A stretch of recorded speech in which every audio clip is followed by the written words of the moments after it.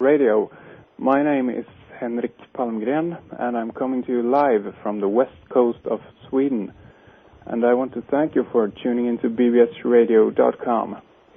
Now, everybody listening today are in for a real treat because we have Michael Tsarion joining us for the full hour, and I can't wait to dive right into this interview and some of the topics that we'll be discussing today.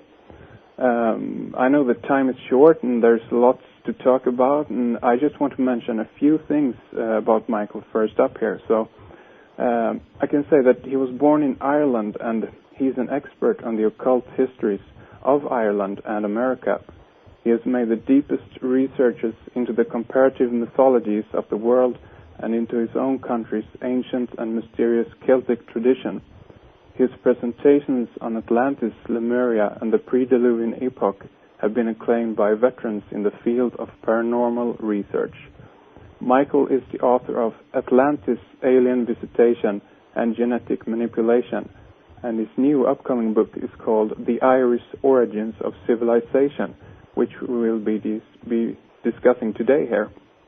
Michael also has a DVD series called Origins and Oracles that will be released April the 27th. That's just about 2 weeks from now. So I also want to mention before we go ahead here that if there's anyone out there who has never heard of Michael Tsarion before, I urge you to take a look at the free web streams that Michael's got on his website, which is taroscopes.com. That's www.taroscopes.com, taroscopes.com. And if you watch his presentations, it will give you a very nice overview of the many interesting topics that Michael brings up, and it will also show how incredibly knowledgeable and encompassing Michael is in his research. And the first time I watched these lectures, it completely blew my mind, and they're simply jam-packed with interesting information. So if you haven't heard of Michael Tsarion before, head on over to his site, start watching, and start reading. Okay, so that's enough from me, I think, for the moment. So I want to welcome you to the program, Michael. Thank you, Henrik. It's marvelous to be on your show, finally. I think your work is fantastic, and it's great that we have a chance to talk together. Well, brilliant. Thank you so much. I'm very glad to have you here because you've been like a a personal hero of mine since I came across your research. I think I first heard you on Coast to Coast or Jeff Friends. I can't remember, but ever since I came across it, something just clicked. So I'm honored to have you here, Michael. Well, thank you, and thank you for that introduction. There's been actually a lot of attention from Sweden, even more so than the other Scandinavian countries. If you put it like Finland and Sweden and Norway and even Germany, then Sweden comes first with the interest that I've got. Then there's a lot of, it's equal between Finland and Norway, and then maybe Germany is last on the list.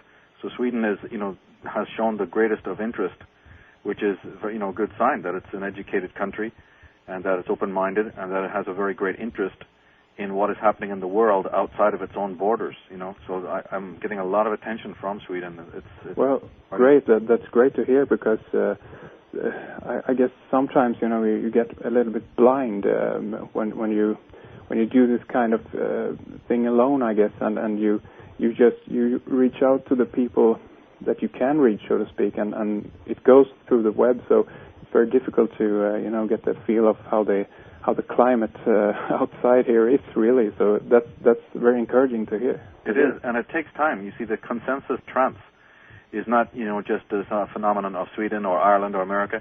The consensus trance is worldwide, even in the East, because we have had that, the Masonic double-headed eagle says it all. It's the theology, the theocracy, false religion, and then the autocracy, the control of the state, keeping people down not just for a few years, but, many thousands of millennia. Many hundreds of centuries have gone by. So now we have new tools. Now a certain amount of libraries and books have been available to our people, maybe only one generation. If you think back, many of your listeners, their own fathers were illiterates working on the fields. It's only been 1 or 2 generations in the life of Europeans that we've even had access to the information which has been kept for us for centuries, and that you had to be in the past, more than 100 years ago, you would have had to be one of the literati. You would have had to be one of the academica. You would have had to be one of the priesthood, to even get a chance, even the faintest chance of having access to the knowledge that now, by just getting online or listening to shows or, going down to do some proper research, we can get our hands on. My mind always goes back to that movie that was made with Sean Connery, The Name of the Rose. And the one good thing about that movie, it has some very good parts, that film, but one of the main aspects of that movie that it shows you is that how restricted the knowledge was, even in the Christian idiom, even in the Christian tradition. The knowledge of what was really happening was limited. What do you think it must be when we go beyond that into the real control of the world? It is limited, and it is only now in the most recent times that we're getting this knowledge. So there's no reason to lose heart. There's no reason to be pessimistic. We are actually doing quite well, given the small years, the short period of time that we've even had access to the libraries and the information and the internet. So I always look to that as being something quite positive, actually. Yes, I certainly agree. It's fantastic, really, when you think about it, because I don't think everybody fully have realized both the potential and the consequence of what the internet really is, and that in itself is a fascinating subject to discuss. How it has been almost unleashed upon us, so to speak. And let me give you just one example of what you're saying, because I actually agree with that 100%, and I constantly am saying that to people.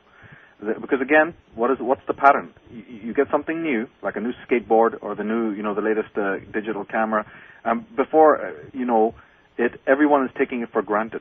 So very quickly, people take things for granted without realizing the preciousness of it. And I'll give you just one example. In the past, because on my blog and in other areas of my life, I deal a lot with people who are trying to ask me questions about the religions that they follow, and I am not a religious person. I don't believe in Orthodox religion, so I come up with a lot of resistance about that. And then one of the points that I make is, you see, that these false religions are being exposed more and more and more because of the presence of the internet. Because in yesterday's world, these people, they're a great money power. The Brahmins and the Hindus and all of these gurus, they have a lot of wealth. And in the past, they were able to control the newspapers and the way that knowledge came out before.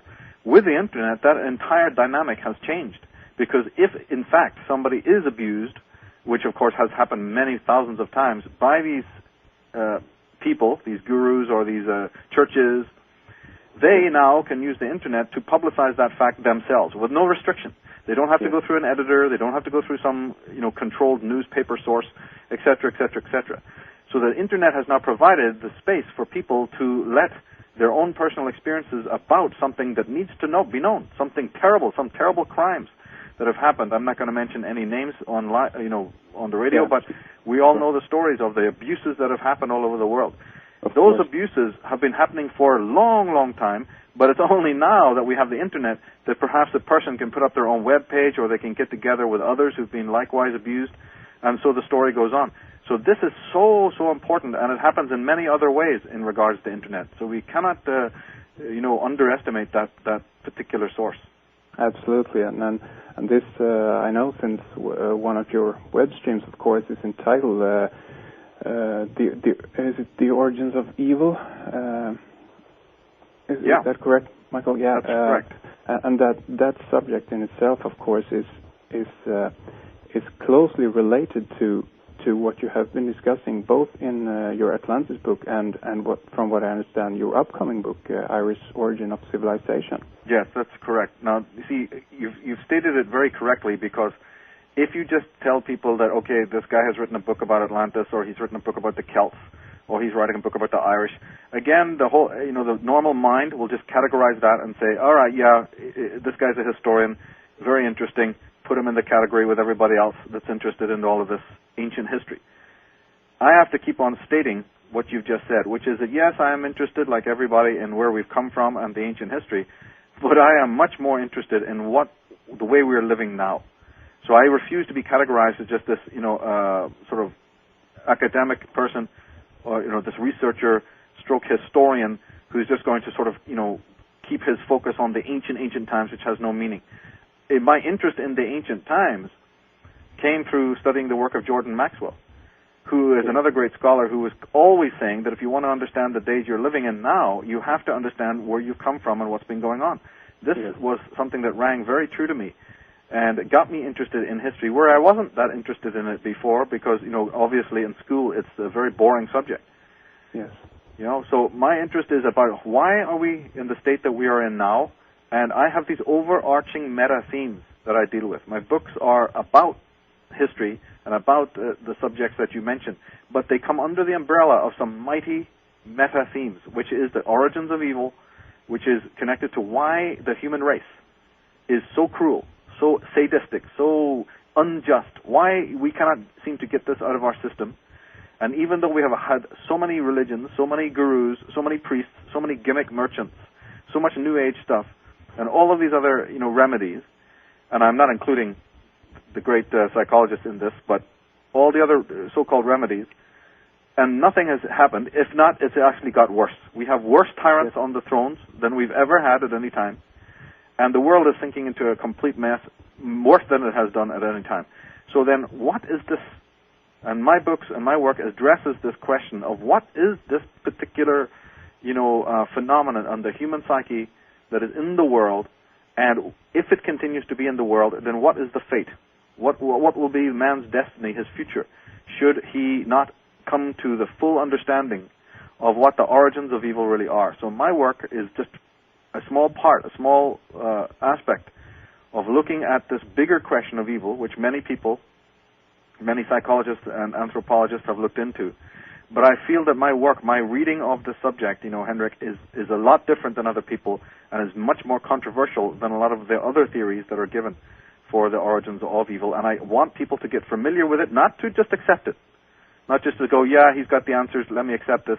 I want them to know thoroughly. I want them to observe the nature of evil that is in our world. I want them to become like detectives on it. Yes. And then, and then try to say which of the 10 theories out there, which one fits this subject best. Absolutely, and that's so important, because this is, according to my own opinion, of course, but this is so much about being aware and about being, aware of all the stuff that is going on around us, because it seems like we have for so long now been having our heads in the ground and just avoiding this because it's difficult subjects or whatever, and just as you say, if we are to rise to our full potential and do what we're supposed to do on this planet, we got to deal with these issues first, and that's why I consider your work to be so incredibly important. And this is an old tradition. As a matter of fact, even though it's not done now, in the old shamanic tradition, it was forbidden for anyone to move forward to try and say, I'm looking for enlightenment, I'm going to save the world, I'm going to do all this stuff, before the person dealt with their own inner house. As dust gathers on the table, as fruit will rot, as rust will come on your car, it is a natural process of the world, of the universal order, to have corrosion, have entropy. Like Freud is talking about the thanatos instinct, which is also, a twin of the eros. In the spiritual community, only eros is of concern. They have not bothered to deal or